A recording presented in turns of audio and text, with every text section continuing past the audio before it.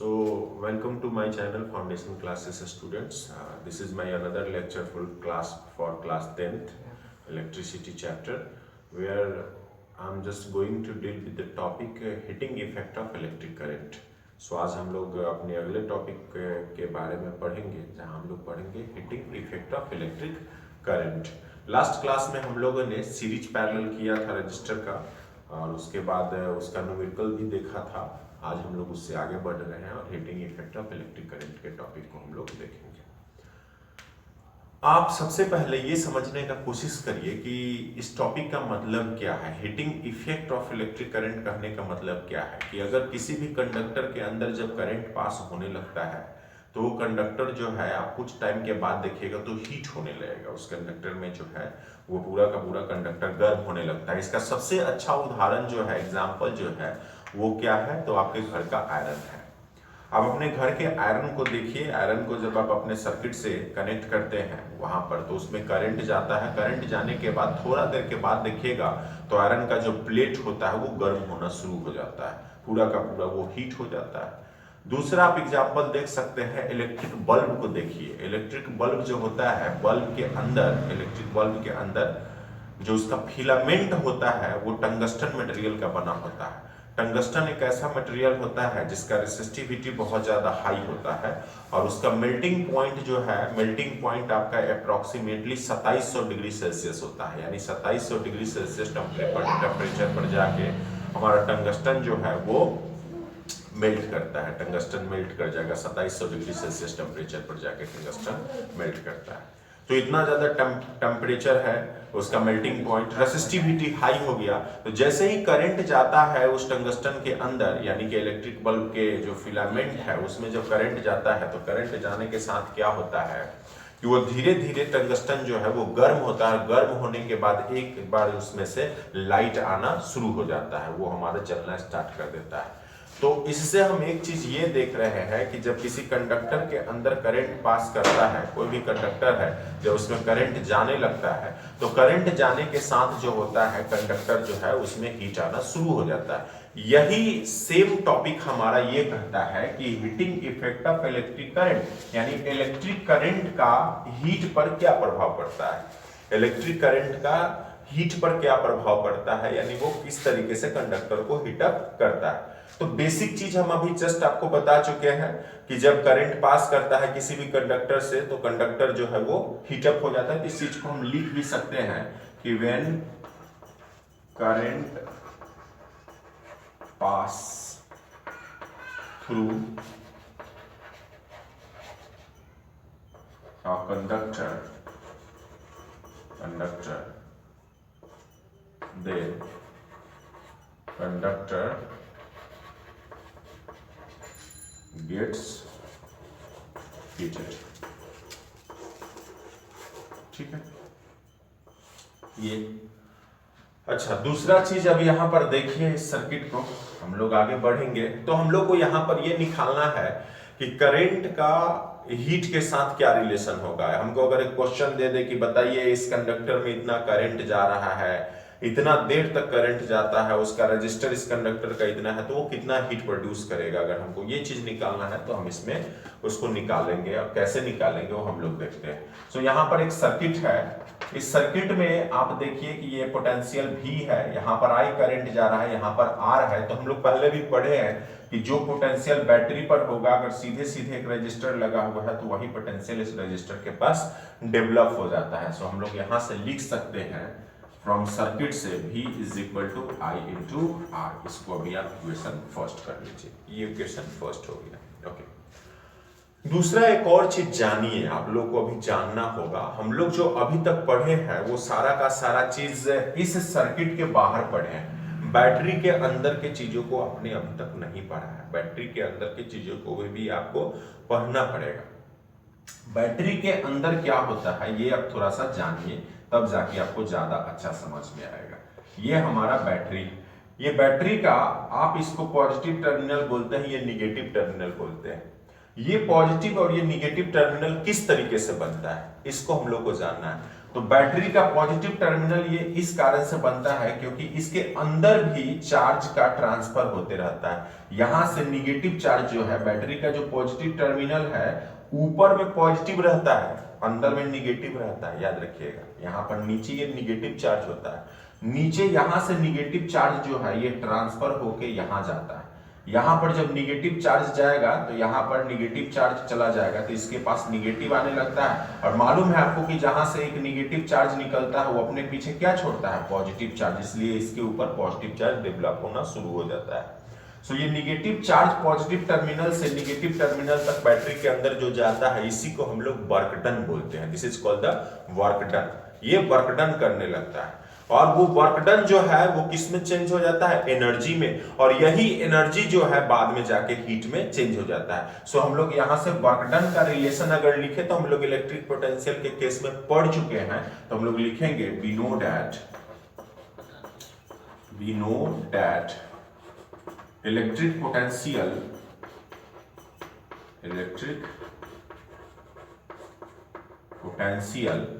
V is equal to W by Q. ये हम पढ़े हैं, V is equal to W by Q. Electric potential V is equal to W by Q, where W क्या है, W हमारा work done है, Q क्या हो गया, चार्ज हो गया।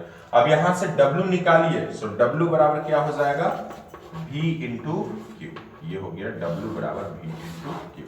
ये अच्छा, W बराबर V इंटू क्यू हो गया। थोड़ा ऊपर हम लोग लिखेंगे, यहां तक आप वीडियो पॉज करके नोट डाउन कर सकते हैं इसको।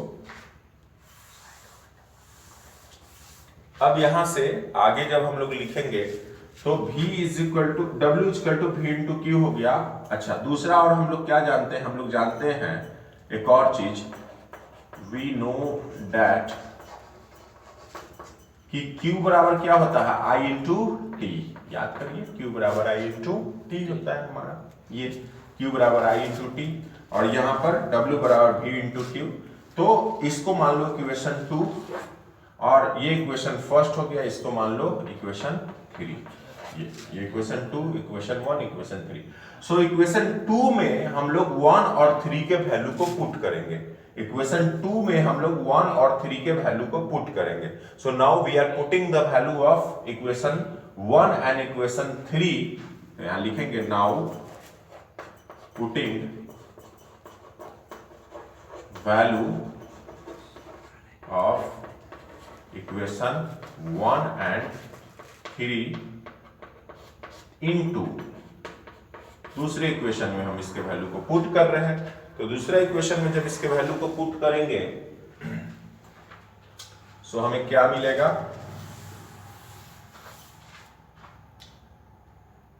सो हमको मिलेगा W is equal to V into Q. ये दूसरा इक्वेशन है। सो यहां से हो जाएगा W बराबर V के जगह पर V इज इक्वल टू हम लोग क्या लिखे थे, I इंटू R। सो यहां पर लिख सकते हैं I into R into Q के जगह पर हम लोग क्या लिखेंगे, I इंटू T। ये I को मल्टीप्लाई कर दीजिए, मल्टीप्लाई में है तो I इंटू I करिएगा तो क्या होगा, I स्क्वायर इंटू ये R इंटू ये T। सो हमको वर्क डन कितना मिला, वर्क डन बराबर फॉर्मूला मिल गया हमको I square R into T।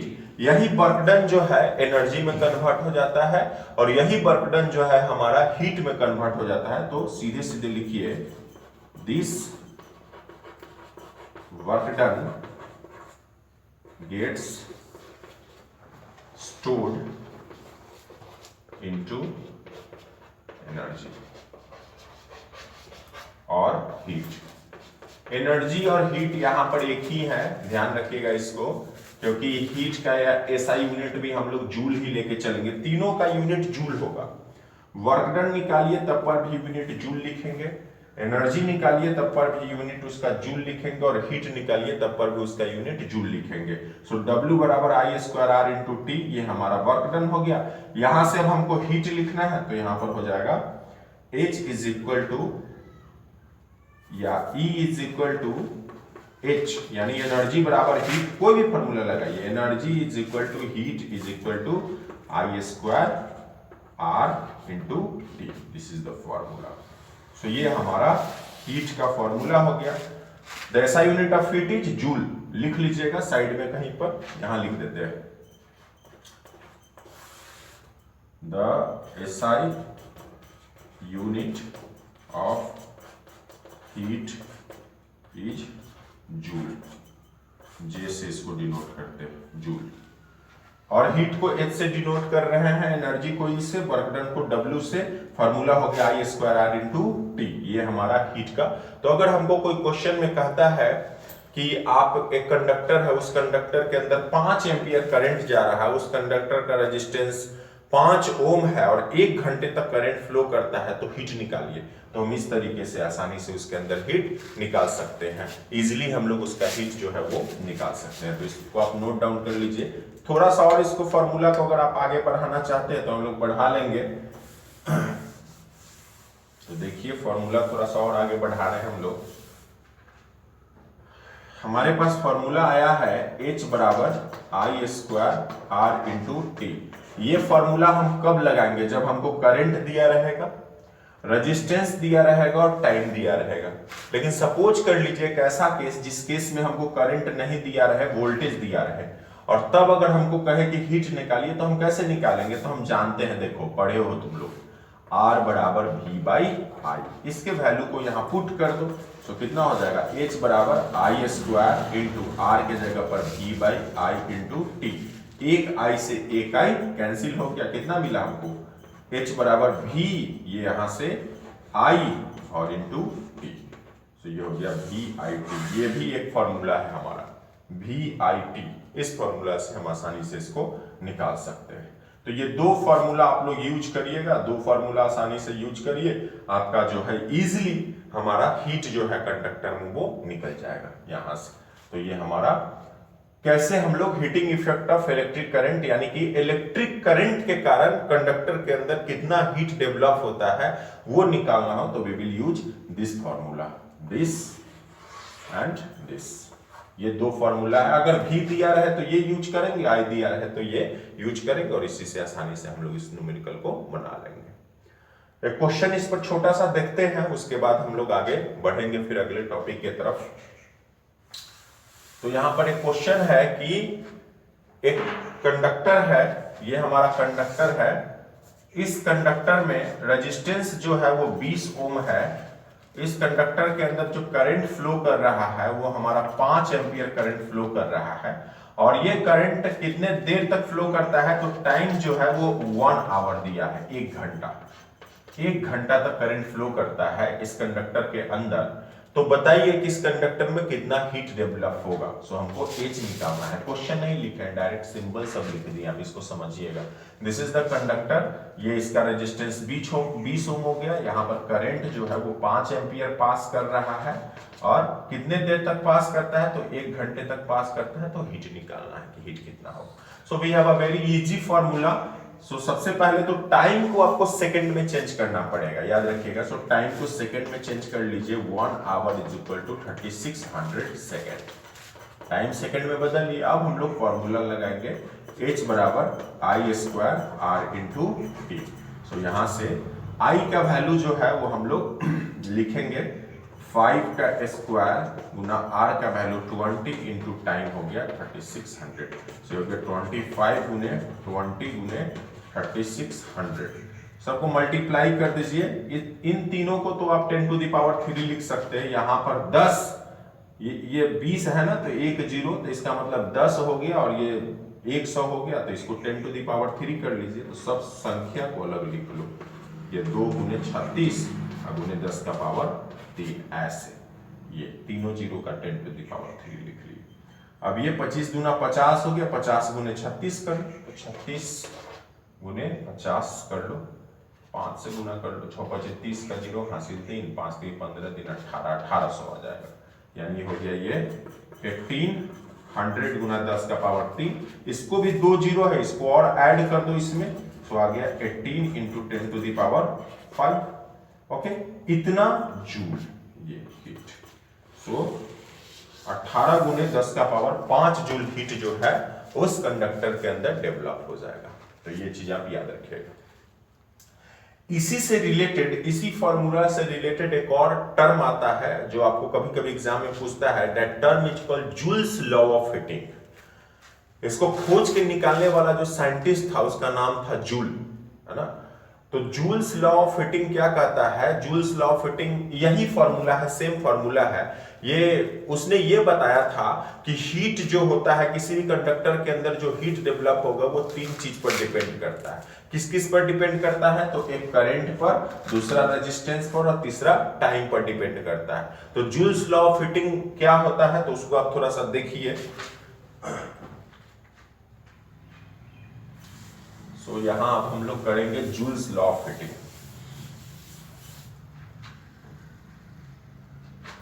Joules law of heating, ये बहुत इंपॉर्टेंट है टॉपिक, इसको ध्यान रखेंगे आप लोग। Joule's law of heating, Joule's law of heating क्या है, when current passing through a conductor, अगर एक कंडक्टर से करंट पास कर रहा है, देन हीट जो प्रोड्यूस होगा, the heat produce in the conductor is directly proportional to, language क्या क्या बोले उसको ध्यान में रखिए, फिर से लैंग्वेज सुनिए। The current passing through a conductor, है ना, the current passing through a conductor, then heat produce inside a conductor is directly proportional to, तो उस कंडक्टर के अंदर जो हीट प्रोड्यूस होगा उसका रिलेशन है, heat is directly proportional to square of the current. ये स्क्वायर ऑफ द करंट, इसको लैंग्वेज में कैसे लिखोगे, ऐसे लिखोगे, हीट इज डायरेक्टली, पहले इसको लैंग्वेज में नोट कर लो तब इसको नीचे करेंगे हम लोग। पहला नंबर में heat is directly proportional to square of the current. ये सो इसको हम लोग लिख सकते हैं H directly proportional to I square, equation first. Second number में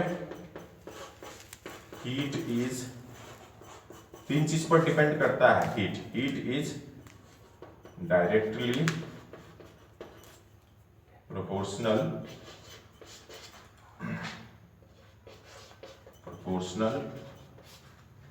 टू रेजिस्टेंस, तो इसको हम लोग लिख सकते हैं H directly proportional to R, ये हो गया इक्वेशन 2। और तीसरा टाइम, कितना देर तक करंट उसमें फ्लो करता है उस पर भी हीट डिपेंड करता है, तो तीसरा हो जाएगा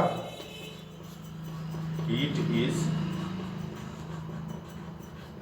डायरेक्टली प्रोपोर्शनल टू टाइम, तो इसको हम लोग लिखेंगे H directly proportional to T, ये हो गया इक्वेशन 3। इसको आप नोट डाउन कर लीजिएगा। तो ये हमारा तीन इक्वेशन है। Now combining equation 1 and 2 and 3। So equation 1 2 3 को आप कंबाइन कर दीजिए। जब इक्वेशन 1 2 3 को कंबाइन करिएगा तो क्या मिलेगा आपको, व्हाट विल यू गेट, आपको मिलेगा H directly proportional to I square R into T। Combining है, इक्वेशन 1 2 3 को कंबाइन करने के बाद आपको फाइनली इतना मिलेगा। इसका मतलब ये हुआ, इस रिलेशन का मतलब क्या हुआ कि हीट किस चीज पर डिपेंड करता है, करंट पर डिपेंड करता है। अगर आप करंट 5 एम्पियर दीजिएगा तो पहले स्क्वायर हो जाएगा 25 एम्पियर हो जाएगा, स्क्वायर में करंट बढ़ता है कंडक्टर के अंदर। तो हीट जो है वो करंट पर डिपेंड करता है, जितना ज्यादा करंट होगा उतना ज्यादा वो सर्किट में हीट होगा, कंडक्टर हीट होगा। पहला, जितना ज्यादा रेजिस्टेंस होगा उतना ज्यादा कंडक्टर हीट होगा, और जितना देर तक करंट फ्लो करेगा सर्किट के अंदर या कंडक्टर के अंदर उतना ज्यादा हीट होगा। इस रिलेशन को बताने वाला जो साइंटिस्ट था वो जूल था, इसीलिए उसको हम लोग जूल्स लॉ ऑफ हीटिंग बोलते हैं। तो this is the relation of the Joule's law of heating. यहां से प्रोपोर्शनल को हटाने के लिए कांस्टेंट यहां पर 1 होता है, सो सीधे सीधे हम लोग लिख देंगे H बराबर I square R into T। This is the Joule's law of heating. Constant 1 है, तो ये जो रिलेशन है, this relation is called the Joule's law of heating.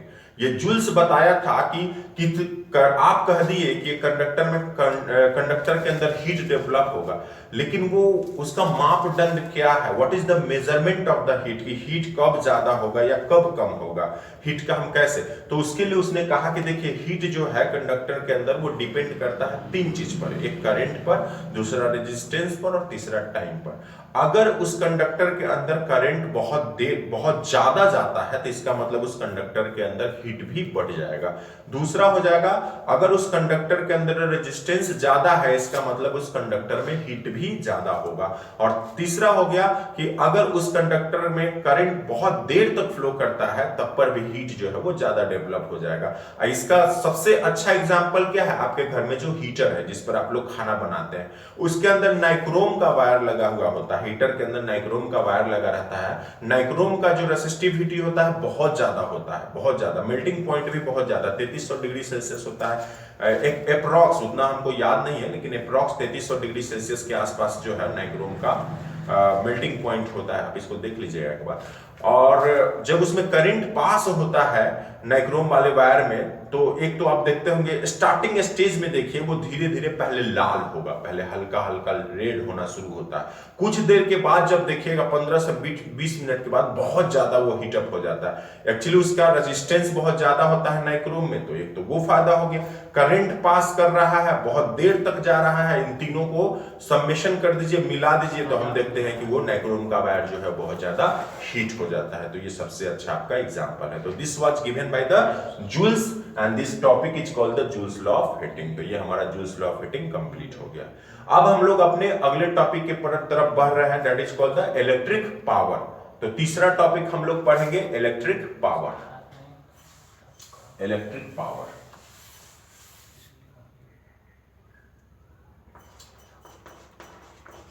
Electric power.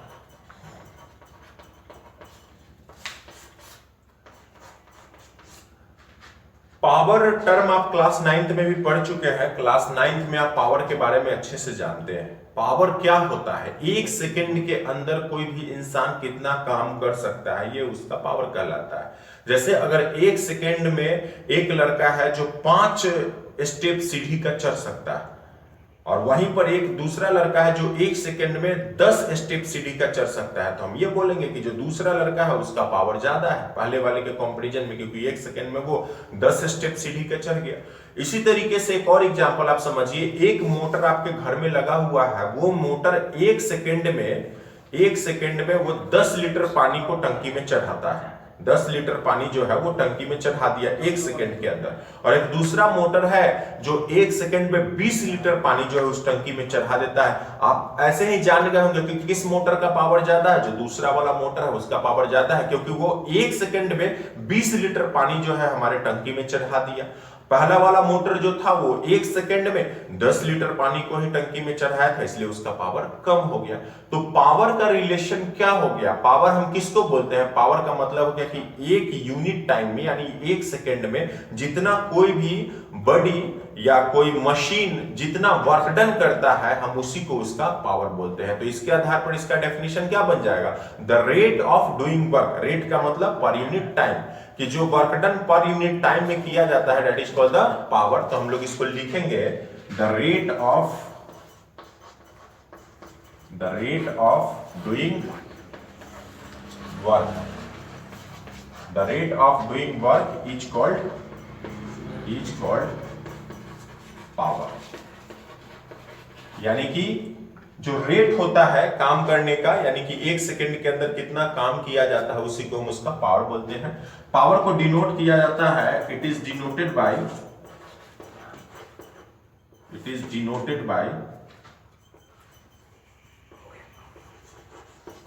P। इसको P से डिनोट करते हैं। इट्स SI यूनिट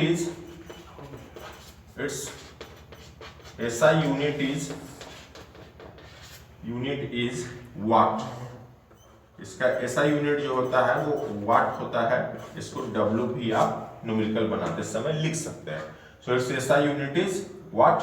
अब इसका फॉर्मूला लिखिए। So P is equal to power बराबर क्या हो जाएगा, work done by time. Work done by time, this is the power work done by time. Okay, अच्छा अब इसको हम लोग फॉर्मूला के टर्म में चेंज कर ले तो पावर के लिए लिखेंगे P बराबर वर्क डन के लिए W बाई टी। ये हो गया हमारा पावर का फॉर्मूला, P बराबर W बाई टी। सो आप यहां तक इसको नोट डाउन कर सकते हैं, तो नोट डाउन कर लीजिएगा इसको। नेक्स्ट है हमारा, इसी में आगे बढ़ेंगे थोड़ा सा और इसको हम लोग एक्सपैंड करेंगे इस फॉर्मूला को। सो हमारे पास एक रिलेशन है P is equal to W by T.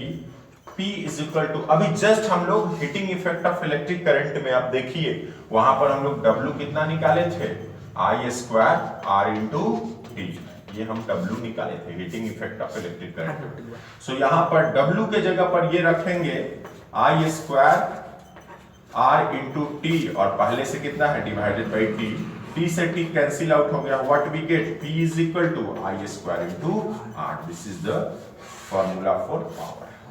ये हमारा पावर के लिए फॉर्मूला आ गया। पावर निकालना हो, करंट दिया हुआ है, रेजिस्टेंस दिया हुआ है, करंट का स्क्वायर कर लीजिए, रेजिस्टेंस को मल्टीप्लाई कर दीजिए, आप पावर मालूम चल जाएगा। आगे और भी इसको हम बढ़ा सकते हैं, जब हमारा वोल्टेज दिया रहेगा तब कैसे पावर निकालेंगे। सो यहां से नोट करते जाइएगा साइड में, R इज इक्वल टू क्या जानते हैं, V बाई आई। तो यहां से इसका वैल्यू इसमें रख दीजिए। So P is equal to I square into R के जगह पर V बटा I से I कैंसिल आउट हो गया, P बराबर V इंटू I। ये दूसरा फॉर्मूला हमारे पास आया पावर का। पहला फॉर्मूला, दूसरा फॉर्मूला। पहला फॉर्मूला कब है, कब लगाएंगे, जब हमको करंट और रेजिस्टेंस दिया रहेगा। दूसरा फॉर्मूला कब लगाएंगे, जब हमको वोल्टेज और करंट दिया रहेगा, तब ये लगाएंगे V इंटू आई। और भी इसको एक्सपैंड कर सकते हैं इस फॉर्मूला को, यहां से I का वैल्यू डाल दीजिए यहां से इस इक्वेशन में। तो इसके आगे हम लोग कर रहे हैं नेक्स्ट स्टेप में, इधर साइड में कर देते हैं यहां से, या यहीं से हमारे पास है P is equal to I square into R। So P बराबर I बराबर क्या होता है, V बाई R। यहां पर लिख देते हैं I is equal to V by R। So यहां से इसका वैल्यू डालिएगा तो हो जाएगा V बाई R का स्क्वायर इंटू R। सो ये हो जाएगा P बराबर V square by R square into R। एक R से एक R cancel out, so P बराबर क्या मिला, V square by R। So ये हो गया हमारा तीसरा फॉर्मूला, this is the third formula. So ये हमारा तीन फॉर्मूला पावर के लिए है, 1, 2 और 3। ये कब लगाएंगे, जब हमको वोल्टेज, और ये फॉर्मूला हम लोग कब लगाएंगे, P बराबर V स्क्वायर बाई R, जब हमको वोल्टेज और रेजिस्टेंस दिया रहे।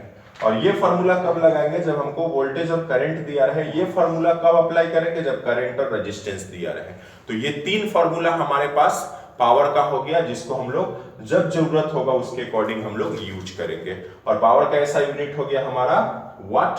तो वाट हम लोग पावर का ऐसा यूनिट जो है यूज करते हैं। एक और छोटा सा चीज आप लोग जान के रखिए यहां पर, the another unit of power is HP। जो दूसरा यूनिट होता है पावर का उसको हम लोग HP बोलते हैं। तो उसको भी आप लोग लिख सकते हैं, लिख लीजिएगा। कभी कभी न्यूमेरिकल में HP में दे देगा तो उस समय आपको दिक्कत होने लगेगा, तो जान लीजिए the another unit of power is HP। इसको हम लोग हॉर्स पावर बोलते हैं, horse power, this is the HP। 1 HP में 1 HP बराबर होता है 746 वाट, यानी कि 1 HP में 746 वाट होता है। कहीं पर भी अगर कोई बोलता है 1 HP मतलब वाट में, आप उसको 746 वाट समझिएगा। तो ये आपका रिलेशन जो है ये याद रहना चाहिए। तो ये हमारा पावर का कैलकुलेशन था। इस तरीके से ये हमारा टोटल का टोटल जो है heating effect of electric current हो गया, पावर हो गया। कल के क्लास में नेक्स्ट लेक्चर में हम लोग इसका न्यूमेरिकल्स देखेंगे, इन दोनों पर related, heating effect of electric current पर रिलेटेड, पावर पर रिलेटेड, इन सब पर रिलेटेड हम लोग न्यूमेरिकल करेंगे कल के क्लास में। उसके बाद अगर कोई टॉपिक छूटा हुआ होगा तो उसको हम लोग कंप्लीट करेंगे। अगर नहीं कंप्लीट हो गया होगा चैप्टर तो हम लोग इसमें एक आध सेशन और न्यूमेरिकल रखेंगे और इसको फिर हम लोग अपना चैप्टर को कंप्लीट करेंगे, फिर हम लोग दूसरे चैप्टर की तरफ बढ़ेंगे। ओके, तो अगर मेरा वीडियो अगर आपको अच्छा लगता हो तो प्लीज मेरे चैनल को जरूर सब्सक्राइब करिए, शेयर करिए, लाइक करिए और कमेंट जरूर करें। कमेंट आप हमसे पूछिए, जहां डाउट होता है वहां हम फिर से आपके लिए कोशिश करेंगे कि एक नया लेक्चर जहां डाउट हो उसको हम लेके और आपके साथ हम उसको साझा करें। और बने रहिए आप हमारे साथ। Thank you for today.